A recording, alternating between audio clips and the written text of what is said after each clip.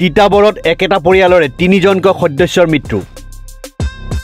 এক ভয়ংকৰ দুৰ্ঘটনাত থিতাতে নিহত 2জন যুৱক। যুৱক 2জনৰ মৃত্যুৰ খবৰ শুনি পিতৃৰো মৃত্যু। মৃত যুৱক 2জন অচ্যুত ৰঞ্জন গগৈ আৰু পাপু গগৈ।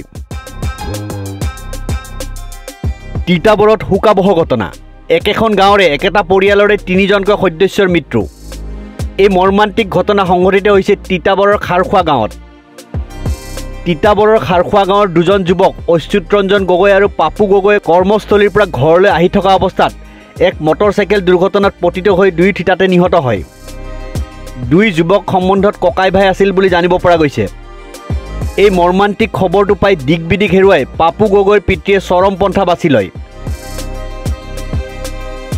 মৃত যুৱক 2জন গোৱাৰ 2টা ব্যক্তিগত কোম্পানীৰ সুৰক্ষা কৰ্মী হিচাপে কৰ্মৰত আছিল।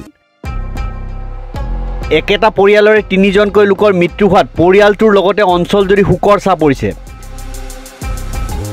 বৰ্তমান যুৱক 2জনৰ মৃতদেহ গোৱাৰ এখন চিকিৎসালয়ৰ মৰ্গত ৰখা হৈছে। আনহাতে পাপু গগৈৰ পিতৃ অনিল গগৈৰ মৃতদেহটো নিশা তিতাবৰ আৰক্ষীয়ে মৰণোত্তৰ পৰীক্ষাৰ বাবে যোৰহাট মেডিকেল কলেজ হস্পিটাললৈ প্ৰেৰণ কৰিছে।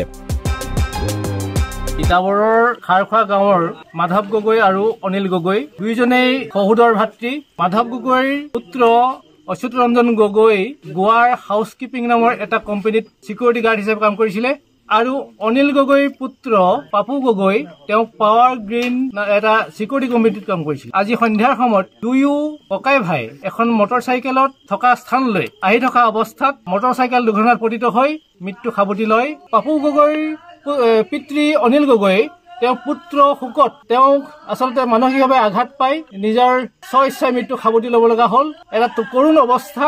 4 ঘণ্টাৰ ভিতৰত 3টাকৈ মৃত্যু 2টা পৰিয়ালত হ'ল। তিতাবৰৰ পৰা সাজাদ আলীৰ ৰিপৰ্ট, নিউজ 13।